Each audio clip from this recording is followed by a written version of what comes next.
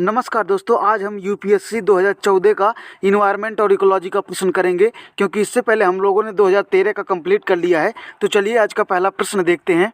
हाँ, तो 2014 के प्रश्न पत्र में इन्वायरमेंट और इकोलॉजी का पहला प्रश्न दिया है। बम्बई नेचुरल हिस्ट्री सोसाइटी के संदर्भ में निम्नलिखित कथनों पर विचार कीजिए। 3 स्टेटमेंट इसमें दिया है और पूछा है उपयुक्त कथनों में से कौन सा सही है। आइए इसका पहला स्टेटमेंट देखते हैं। पहला स्टेटमेंट दिया है, यह पर्यावरण एवं वन मंत्रालय के अधीन एक स्वायत्त संगठन है। तो ये स्टेटमेंट गलत हो जाएगा।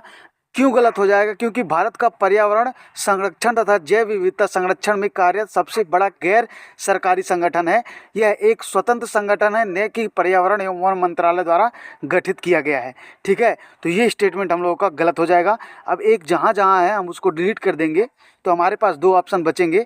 तो ऐसे में दूसरा तो सही है, क्योंकि दोनों ही ऑप्शन में 2 है। अगर तीसरा हमारा सही हुआ तो विकल्प सी हो जाएगा, नहीं तो विकल्प बी। लेकिन आइए दूसरा भी पढ़ लेते हैं। दूसरा दिया है, यह क्रिया आधारित अनुसंधान, शिक्षा एवं लोक जागरूकता के माध्यम से प्रकृति को बचाने का प्रयास करता है। ठीक है, पॉजिटिव स्टेटमेंट है, सही है। तीसरा दिया है, यह आम जनता के लिए प्रकृति खोज यात्राओं एवं शिविरों का आयोजन एवं संचालन करता है। तो हमारा दोनों विकल्प सही है। ऐसे में हमारा ऑप्शन हो जाएगा सी। चलते हैं नेक्स्ट क्वेश्चन की ओर। हम लोग को अगला प्रश्न दिया है, भूमंडलीय पर्यावरण सुविधा के संदर्भ में निम्नलिखित कथनों में से कौन सा सही है। इसमें 4 विकल्प दिए हुए हैं। आइए देखते हैं। पहला विकल्प दिया है इसमें, यह जैव विविधता पर अभिसमय एवं जलवायु परिवर्तन पर संयुक्त राष्ट्र ढांचा अभिसमय के लिए वृत्तीय क्रियाविधि के रूप में काम करता है। तो ठीक है, वृत्तीय क्रियाविधि के रूप में काम करता है। वृत्त देता नहीं है, लेकिन क्रियाविधि के लिए मतलब प्रोसेस के लिए काम करता है। तो ये स्टेटमेंट हम लोगों का सही हो जाएगा। ऐसे में हमारा विकल्प सही हो जाएगा ए। आप थोड़ा सा इसके बारे में पढ़ लीजिएगा। मैं बार बार कहता हूं कि जब भी कॉप की मीटिंग होती है तो उसको क्लोजली वॉच कीजिए। प्रधानमंत्री भी जाते हैं तो वहाँ पर बहुत सारे डेवलपमेंट होते हैं, वहाँ से क्वेश्चन बनने के पूरे आसार होते हैं। हम लोग को अगला प्रश्न दिया है, निम्नलिखित युग्मों पर विचार कीजिए। उपयुक्त युग्मों में से कौन सा सही सुमेलित है, ये बताना है। इसमें पहला स्टेटमेंट दिया है, दाम्पा टाइगर रिजर्व मिजोरम। तो ये बिल्कुल सही बात है। दाम्पा टाइगर रिजर्व लुसाई पहाड़ियों में स्थित है। टाइगर रिजर्व इसे 1994 में घोषित किया गया था और यह मिजोरम में है। तो हम लोग का यह आंसर सही है। दूसरा दिया है, गुमटी वन्यजीव अभयारण्य सिक्किम। तो ये गलत स्टेटमेंट है, क्योंकि गुमटी वन्यजीव अभयारण्य त्रिपुरा में स्थित है और यहाँ पर एशियाई हाथी, सांभर, जल भैंसा ये सब वन्यजीव मिलते हैं। तो हमारा ये ऑप्शन गलत हो जाएगा। अब 2 जहाँ जहाँ है हम उसको डिलीट करेंगे, तो हमारा 2 ऑप्शन गलत हो जाएगा और हम लोग 50-50 पर आ जाएंगे। आइए तीसरा देखते हैं। तीसरा दिया है, सरामती शिखर नागालैंड। तो ये स्टेटमेंट हम लोगों का सही है। ठीक है, तो ऐसे में हमारा ऑप्शन हो जाएगा सी। चलते हैं नेक्स्ट क्वेश्चन की ओर। आप सरामती शिखर के बारे में पढ़ लीजिएगा। ठीक है, हम लोग का अगला प्रश्न दिया है, वेटलैंड्स इंटरनेशनल मानक संरक्षण संगठन के संदर्भ में निम्नलिखित में से कौन सा कथन सही है। इसमें 2 स्टेटमेंट दिए हुए हैं और पूछा उपयुक्त में से कौन सा सही उत्तर है, ये बताना है। आइए इसका पहला स्टेटमेंट देखते हैं। पहला दिया है इसमें, यह रामसर अभिसमय के हस्ताक्षरकर्ता देशों द्वारा बनाया गया एक अंतः सरकारी संगठन है। तो ये स्टेटमेंट हम लोगों का गलत हो जाएगा, क्योंकि इसकी स्थापना 1954 में हुई थी और रामसर अभिसमय की स्थापना 1971 में हुई थी। तो ये पहले हो गया था। ठीक है, इसलिए हम यह कह सकते हैं कि रामसर अभिसमय के हस्ताक्षरकर्ता जो देश हैं उनके द्वारा यह नहीं बनाया गया है। हालांकि यह रामसर कन्वेंशन के अंतर्गत भागीदारों में से एक है। तो पहला स्टेटमेंट हम लोगों का गलत हो जाएगा। ऐसे में हमारा एक विकल्प कैंसिल हो जाएगा और ये भी विकल्प कैंसिल हो जाएगा, सी वाला। दूसरा दिया है, यह ज्ञान के विकास और संग्रहण के लिए तथा व्यवहारिक अनुभव का बेहतर नीतियों हेतु समर्थन करने के लिए क्षेत्र स्तर पर कार्य करता है। ये स्टेटमेंट सही है, इसका यही मुख्य कार्य ही है। तो हमारा ऑप्शन हो जाएगा बी। चलते हैं नेक्स्ट क्वेश्चन की ओर। आप वेटलैंड इंटरनेशनल के बारे में थोड़ा सा पढ़ लीजिएगा। ठीक है, रामसर अभिसमय के बारे में पढ़ लीजिएगा, क्योंकि रामसर साइट्स के बारे में बहुत सारे क्वेश्चन आते हैं। तो एग्जाम जब नज़दीक हो तब आप इसे अपडेट कर लीजिएगा कि कौन कौन से स्थान को नए रामसर साइट के रूप में जोड़ा गया है। ठीक है, चलते हैं नेक्स्ट क्वेश्चन की ओर। हम लोग का अगला प्रश्न दिया है, गंगा नदी डॉल्फिन की समष्टि के ह्रास के लिए शिकार चोरी के अलावा और क्या संभव कारण है, यानी कि जो पोचिंग होती है उसके अलावा और क्या क्या है। ठीक है, तो इसमें दिया है 4 विकल्प और पूछा है कौन सा सही उत्तर है। आइए इसका पहला स्टेटमेंट हम लोग देखते हैं। पहला स्टेटमेंट इसमें दिया है, नदियों पर बांधों और बाजारों का निर्माण। तो ये स्टेटमेंट बिल्कुल सही हो जाएगा हमारा। इससे काफ़ी मात्रा में वो प्रभावित होते हैं। दूसरा दिया है नदियों में मगरमच्छों की समष्टि में वृद्धि। तो ये स्टेटमेंट हम लोगों का गलत हो जाएगा, मगरमच्छों से उनको कोई नुकसान नहीं होता है, ठीक है। तो ये स्टेटमेंट हम लोग का गलत है। अब दूसरा जहाँ जहाँ है उसको हम डिलीट अगर करते हैं तो एलिमिनेशन मेथड से हमारा आंसर निकल के आएगा सी। वैसे हम लोग तीसरा चौथा भी पढ़ेंगे। आइए देखते हैं तीसरा क्या लिखा है।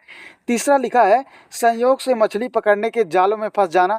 बिल्कुल सही बात है, मछुआरे नहीं चाहते होंगे, फिर भी अगर वो फंस जाती हैं तो उससे उनको काफ़ी हानि होती है। और चौथा ऑप्शन दिया है कि नदियों के आसपास के फसल खेतों में संश्लिष्ट उर्वरकों और अन्य किसी रसायनों का इस्तेमाल। ठीक है, जो नदियों के किनारे खेत होते हैं उनमें जो हम लोग कीटनाशक डालते हैं, अब पानी अगर बढ़ गया, वाटर लेवल अधिक हो गया बरसात के टाइम पर, तो बहकर उसी में चला जाता है, तो उससे उनको हानि हो सकती है। तो ये भी हम लोग का स्टेटमेंट सही है, ठीक है। तो हमारा विकल्प हो जाएगा सी। आइए थोड़ा सा गंगा नदी डॉल्फिन के बारे में जान लेते हैं। देखिए, गंगा नदी की जो डॉल्फिन है उसे IUCN की लिस्ट में इंडेंजर्ड में रखा गया है। वाइल्ड लाइफ प्रोटेक्शन एक्ट 1972 के तहत अनुसूची 1 में आते हैं और साइट्स की परिशिष्ट 1 में आते हैं, ठीक है। अगर हम इनके आवास की बात करें तो यह भारत, नेपाल तथा बांग्लादेश की गंगा और ब्रह्मपुत्र जैसी नदियों में मिलते हैं। मेघना और कर्णफुली सामुंगी नदी प्रणालियों में भी ये रहते हैं। केवल मीठे पानी के जल में ये रहते हैं, यह भी आपको ध्यान में रखना है। इन्हें दिखाई नहीं देता, ठीक है, इन्हें सूंस भी कहते हैं। मादा गंगा डॉल्फिन नर से बड़ी होती है, ये भी आपको ध्यान में रखना है। अगर हम इनके खतरों की बात करें तो ये प्रदूषित नदियों के आसपास के फसल खेतों में संश्लिष्ट रसायन तथा औद्योगिक प्रदूषण, मानव जनित प्रदूषण, इन सब से इनको बहुत खतरा होता है। बांधों के निर्माण तथा सिंचाई परियोजनाओं से इनको खतरा होता है।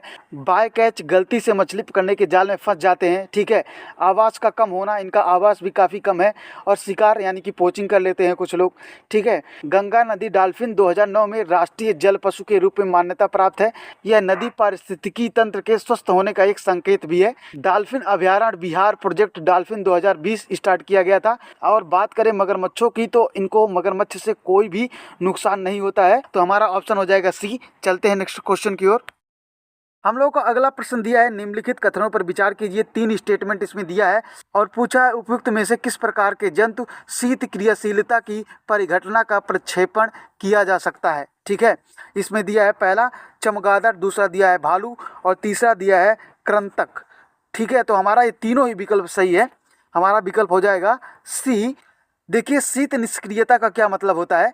यह गहरी नींद जैसी एक निष्क्रियता अवस्था है जिसमें ठंडी जलवायु में रहने वाले कुछ जानवर सर्दी में शीत निद्रा की स्थिति में चले जाते हैं। शीत निष्क्रियता की स्थिति में शरीर का तापमान कम हो जाता है और श्वास व हृदय गति भी धीमी हो जाती है। यह जानवर को ठंड से बचाती है और भोजन की कमी होने पर मौसम के दौरान भोजन की आवश्यकताओं को कम कर देता है। आमतौर पर ध्रुवीय भालू, कृंतक और चमगादड़ कुछ ऐसे जानवर हैं जो शीत निष्क्रियता की स्थिति में रहते हैं।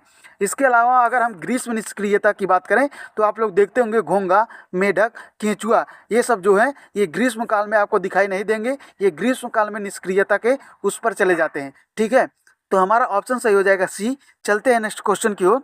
प्रश्न दिया है, यदि आप ग्रामीण क्षेत्र से होकर गुजरते हैं तो आपको यह देखने को मिल सकता है कि अनेक प्रकार के पक्षी चरने वाले पशुओं और भैंसों के पीछे पीछे चलते हैं और उनके घास में चलने से अशांत होने वाले कीटों को पकड़ते हैं। निम्नलिखित में से कौन से ऐसे पक्षी हैं।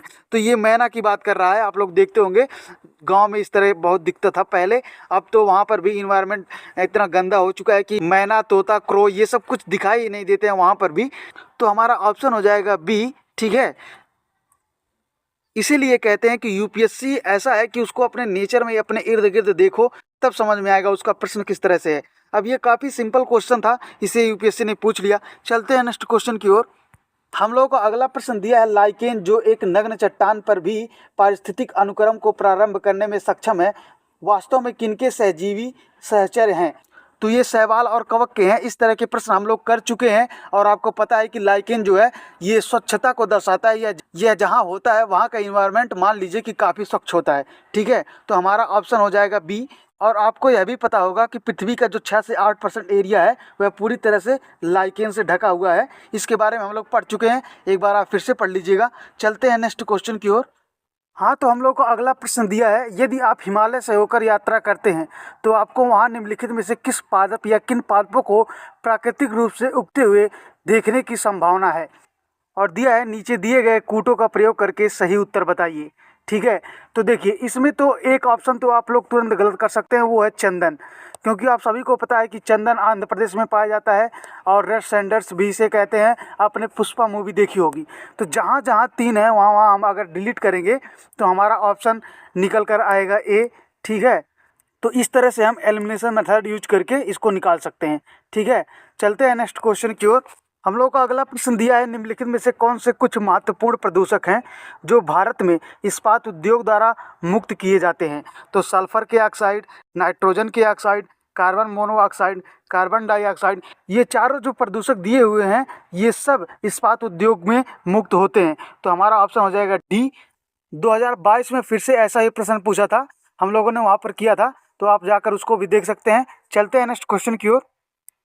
हम लोगों का अगला प्रश्न दिया है, जैव विविधता के साथ साथ मनुष्य के परंपरागत जीवन के संरक्षण के लिए सबसे महत्वपूर्ण रणनीतिक निम्नलिखित में से किस एक की स्थापना करने में निहित है। 4 विकल्प दिए हैं। पहला दिया है जीवमंडल निलय, दूसरा दिया है वनस्पति उद्यान, तीसरा दिया है राष्ट्रीय उद्यान और चौथा दिया है वन्यजीव अभयारण्य। तो देखिए जब जीवमंडल निलय बनेगा तो उसमें सब मिलकर रह सकते हैं, मानव, पशु पक्षी, जीव जंतु सब रह सकते हैं। ठीक है, तो आइए थोड़ा सा जीवमंडल निलय के बारे में पढ़ते हैं। देखिए जैव विविधता के साथ साथ मनुष्य के परंपरागत जीवन के संरक्षण के लिए सबसे महत्वपूर्ण जीवमंडल निलय है। यह बहुआयामी संरक्षण योजना जहां जीवों तथा पौधों के संरक्षण के साथ साथ अनुसंधान को भी बढ़ावा दिया जाता है। ठीक है, तो हमारा ऑप्शन हो जाएगा ए। चलते हैं नेक्स्ट क्वेश्चन की ओर। हम लोग का अगला प्रश्न दिया है, वैज्ञानिक दृष्टिकोण यह है कि विश्व तापमान पूर्व औद्योगिक स्तर से 2 डिग्री सेल्सियस से अधिक नहीं बढ़ना चाहिए। यदि विश्व तापमान पूर्व औद्योगिक स्तर से 3 डिग्री सेल्सियस के परे बढ़ जाता है तो विश्व पर उसका संभावित असर क्या होगा। ठीक है, इसमें 4 विकल्प दिए हुए हैं और पूछा है उपयुक्त कथनों में से कौन सा सही है। आइए इसका पहला स्टेटमेंट देखते हैं। पहला स्टेटमेंट दिया है, स्थलीय जीवमंडल एक नेट कार्बन स्रोत की ओर प्रवृत्त होगा। ठीक है, तो ये ऑप्शन हम लोगों का सही है, तो हम इसको करेक्ट करेंगे। दूसरा दिया है, विस्तृत प्रवाल मर्यादा घटी होगी। तो ये भी ऑप्शन हम लोगों का सही है। इसका मतलब ये है कि जो प्रवाल है वो ज़्यादा मात्रा में उनकी डेथ होने लगती है। ठीक है, तो ये भी सही है। और तीसरा हम लोगों का विकल्प दिया है, सभी भूमंडलीय आर्द्रभूमियाँ अस्थायी रूप से लुप्त हो जाएंगी। तो सभी आर्द्रभूमियाँ नहीं होंगी, कुछ तो सर्वाइव कर ही जाएंगी। तो तीसरा हम लोगों का गलत हो जाएगा। चौथा दिया है कि अनाजों की खेती विश्व भर में कहीं भी संभव नहीं होगी। तो ये भी स्टेटमेंट गलत है। ये दोनों ही एक्सट्रीम ऑप्शन दिए हैं, तो हमारा विकल्प सही हो जाएगा बी। ठीक है, चलते हैं नेक्स्ट क्वेश्चन की ओर। हम लोगों का अगला प्रश्न दिया है, नीम के पेड़ के संदर्भ में निम्नलिखित कथनों पर विचार कीजिए और दिया है उपयुक्त कथनों में से कौन सा सही है ये बताना है। 3 स्टेटमेंट दिए हैं। आइए इसका पहला स्टेटमेंट पढ़ते हैं। पहला स्टेटमेंट दिया है, कुछ जाति के कीटों और बरूथियों के पुनरुद्भवन को नियंत्रित करने के लिए नीम के तेल का उपयोग कीटनाशक के रूप में किया जा सकता है। देखिए किया जा सकता है लिखा है, और वैसे भी ये स्टेटमेंट हम लोगों का सही है, क्योंकि नीम के पेड़ को रोगाणुरोधी, प्रतिरोधक और एक एंटी फंगल गुण के आधार पर जाना जाता है। यह कॉस्मेटिक में काफ़ी इसका उपयोग होता है। तो ये ऑप्शन हम लोगों का सही हो जाएगा। दूसरा दिया है, नीम के बीजों का प्रयोग जैव ईंधन और अस्पताल अपमार्जकों का निर्माण करने में होता है। तो ये स्टेटमेंट हम लोगों का गलत है, ऐसा नहीं होता। तीसरा दिया है, नीम के तेल का अनुप्रयोग औषधीय उद्योग के लिए होता है। तो ये स्टेटमेंट अभी हम लोग ऊपर देख रहे थे कि हाँ ये इसका उपयोग कर सकते हैं हम लोग। देखिए नीम के पेड़ जो होते हैं वो रोगाणुरोधी, प्रतिरोध और अन्य एंटी फंगस गुणों के आधार पर इनका उपयोग दवा और कॉस्मेटिक उद्योग में किया जाता है। इसके अगर अन्य उपयोग की हम बात करें तो नीम के तेल तथा छाल का उपयोग कीट निस्तारण के लिए किया जाता है। नीम के पत्ते का प्रयोग मधुमेह के पारंपरिक उपचार के लिए किया जाता है। नीम का उपयोग टूथपेस्ट और माउथ वॉश के रूप में किया जाता है। तो ये सब इसके फायदे हैं। चलते हैं नेक्स्ट क्वेश्चन की ओर। हम लोग का अगला प्रश्न दिया है, पारिस्थितिकी संवेदी क्षेत्रों के संदर्भ में निम्नलिखित में से कौन सा कथन सही है। ठीक है, 2 स्टेटमेंट इसमें दिए हुए हैं। पहला स्टेटमेंट दिया है, पारिस्थितिकी संवेदी क्षेत्र वे क्षेत्र हैं जिन्हें वन्यजीव संरक्षण अधिनियम 1972 के अधीन घोषित किया गया है। तो ये स्टेटमेंट हम लोगों का गलत है, क्योंकि देखिए पर्यावरण संरक्षण अधिनियम 1986 के तहत पर्यावरण, वन और जलवायु परिवर्तन मंत्रालय द्वारा भारत सरकार द्वारा इसे अधिसूचित किया जाता है, न कि वन संरक्षण अधिनियम 1972 के तहत। तो ये स्टेटमेंट हम लोगों का गलत हो जाएगा। दूसरा दिया है, पारिस्थितिकी संवेदी क्षेत्र को घोषित करने का प्रयोजन है कि उन क्षेत्रों में केवल कृषि को छोड़कर सभी मानव क्रियाओं पर प्रतिबंध लगाना। तो केवल कृषि नहीं, कृषि भी नहीं होती है, ये भी स्टेटमेंट हम लोग का गलत हो जाएगा। तो ऐसे में हमारा विकल्प कौन सा सही होगा, इसका यहाँ पर दिया है विकल्प, तो हमारा ऐसे में सही हो जाएगा डी, न तो 1 और न तो 2। चलते हैं नेक्स्ट क्वेश्चन की ओर। आप थोड़ा सा इसके बारे में और पढ़ लेंगे, थोड़ा नॉलेज गेन कर लेंगे तो आपके लिए बहुत अच्छा होगा। चलते हैं नेक्स्ट क्वेश्चन की ओर। अगला प्रश्न दिया है, निम्नलिखित कथनों पर विचार कीजिए। इसमें 3 स्टेटमेंट दिए हुए हैं और पूछा है उपयुक्त कथनों में से कौन सा सही है। आइए इसका पहला स्टेटमेंट देखते हैं। पहला स्टेटमेंट दिया है, भारतीय पशु कल्याण बोर्ड पर्यावरण संरक्षण अधिनियम 1986 के अधीन स्थापित है।